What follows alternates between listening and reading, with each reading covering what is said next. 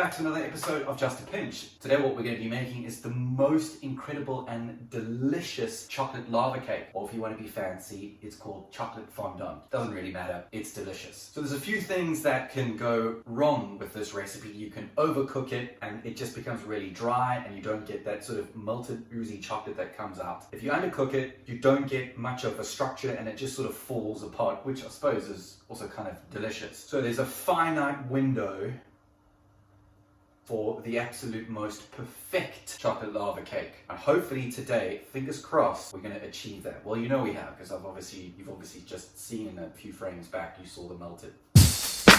We've got some friends coming over later that are going to test the recipe out as well. Right, let's get into it. Roll that intro.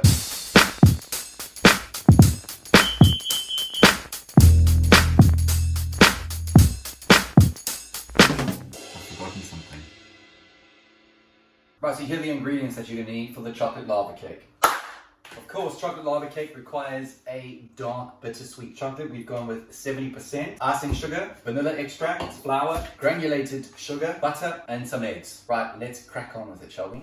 So the first thing that we need to do is create a double boiler, aka a bain-marie. Let's turn some lights on.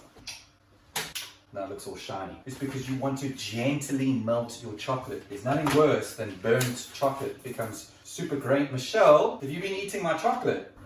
Oh, because this chocolate is eaten. You're supposed to use 200 grams, because Michelle ate some of it. And we're going to go in with 150 grams of unsalted butter, which as you can see is quite a lot. There is another chocolate bar. Did I eat it? We're going to let that melt just gently. 100 grams of sugar, 3 whole eggs, and now 2 egg yolks. So I'm just separating the egg yolk from the white in my hand, and the yolk goes in. Wash your hands. We're going to use our electric whisk. So whisk up your eggs. It's going to take quite some time. You want that sugar to dissolve. You want it to be really thick and pale, and that's just going to add an unctuous luxuriousness to the cake batter. Whilst your chocolate is melting, we're going to add in a teaspoon of vanilla extract.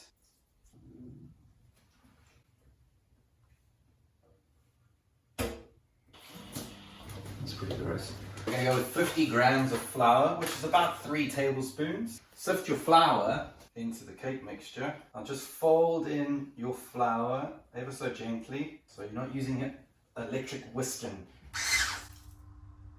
So we've got a bowl of sort of cold to room temperature, I would say, egg mixture. Now you've got melted chocolate that's quite warm. You need to add your chocolate little bit by little bit. So let's say that's about 2 tablespoons worth, and then fold it in. I heard a brilliant metaphor by Roy, who has a series of Jon Favreau on Netflix, and he talks about how, you know how just before you get into a pool, you splash a little bit of the water on your body so that you sort of acclimatize your body to the temperature of the water? That's what we're doing.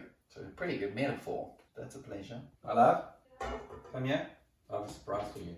Even though you clearly did eat my chocolate. Yeah. Come into frame. Just your hand. There's a surprise. You can lick the bowl.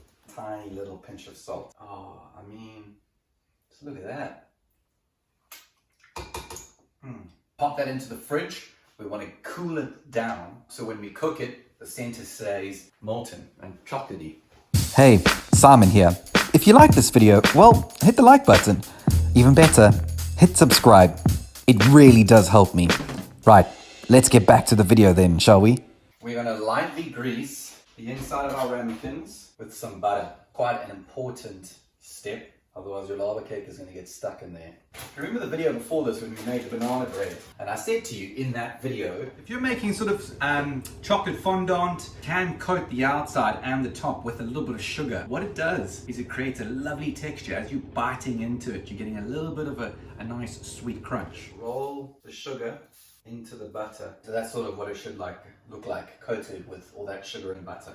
No one said that this recipe was healthy. Okay, so whilst those are all sitting in the fridge setting up, preheat the oven to 180 degrees Celsius with the fan on. Now we need to spoon our mixture out into our lovely ramekins. You want it about 3/4 of the way on the ramekin because it will still rise. So we're gonna get the timer. 13 minutes, and that's a magic number. Like, there is no turning back now. Timer is on. So the ice cream is busy softening. Taking some strawberries, just slit them up nicely, fan them out like you would an avo.